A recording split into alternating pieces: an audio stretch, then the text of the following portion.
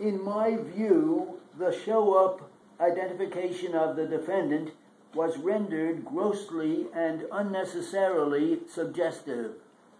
People versus Edmondson, 75, New York 2nd, 672, 677, 555, New York Supplement 2nd, 666. Cert denied, 498 U.S. 1001, 111 Supreme Court, 563. When the police required the defendant to hold a pair of shorts which were the same distinctive color as the complainant claimed that the perpetrator was wearing. At approximately 11:30 a.m. on July 6, 1999, Detective Brian McNeil responded to the scene of a burglary at a private house.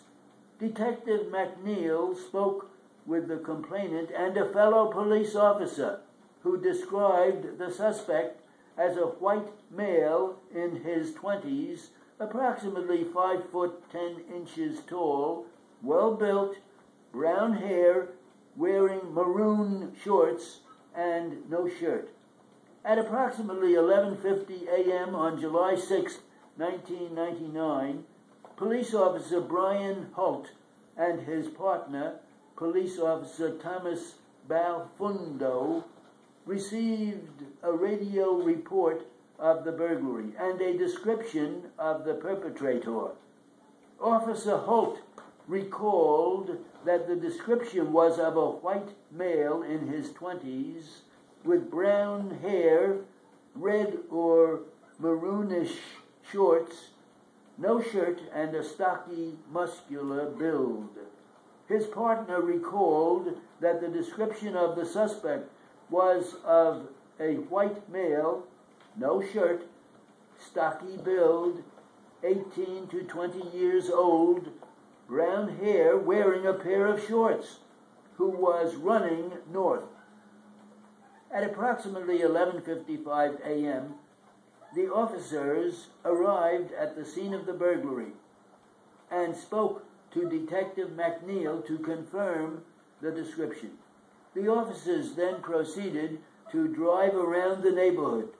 Between 1,000 and 1,500 feet to the north, they noticed a house apparently under renovation with the front door open.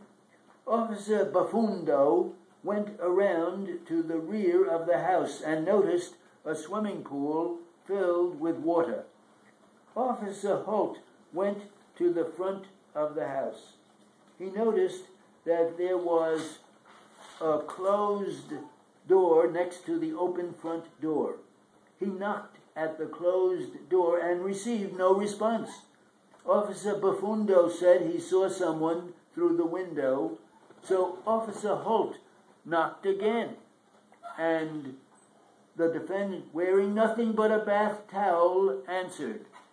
The officer estimated the defendant's age at approximately 30 years old. The defendant's date of birth is March 11, 1961. Thus, he was in fact 38 years old at the time. The defendant identified himself as Frank Briscoe. He claimed that the house belonged to his sister and he was renovating the bathroom for his sister with his friend Brian. Officer Holt found it suspicious that the defendant answered the door wearing only a towel and stated he was renovating the bathroom. The officers left the scene and returned with Detective McNeil at 12:10 p.m. Detective McNeil, accompanied by Officer Holt and Officer Bafundo, knocked on the door, and the defendant responded, this time wearing a pair of tan shorts and no shirt. The defendant invited the detective and the two officers into the kitchen. Detective McNeil told the defendant there had been a burglary in a house down the street. He asked the defendant where he had been that morning, and the defendant replied that he had remained at his sister's house all morning.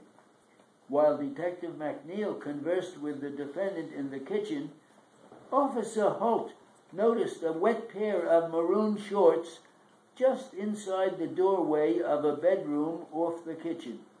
Officer Holt notified Detective McNeil, who asked the defendant if the shorts were his. The defendant replied that they were. There was another person in the house named Brian who was working in the bathroom. His clothes were covered with dust and dirt. Detective McNeil described Brian as about 40 years old, with brown hair, 5 foot 10 inches tall, and pouchy. Officer Holt described Brian as a white male in his 20s with black hair. He could not recall Brian's build. Detective McNeil asked the defendant to go down the street with them to see if someone could recognize him in reference to the burglary. According to Detective McNeil, the defendant said he would.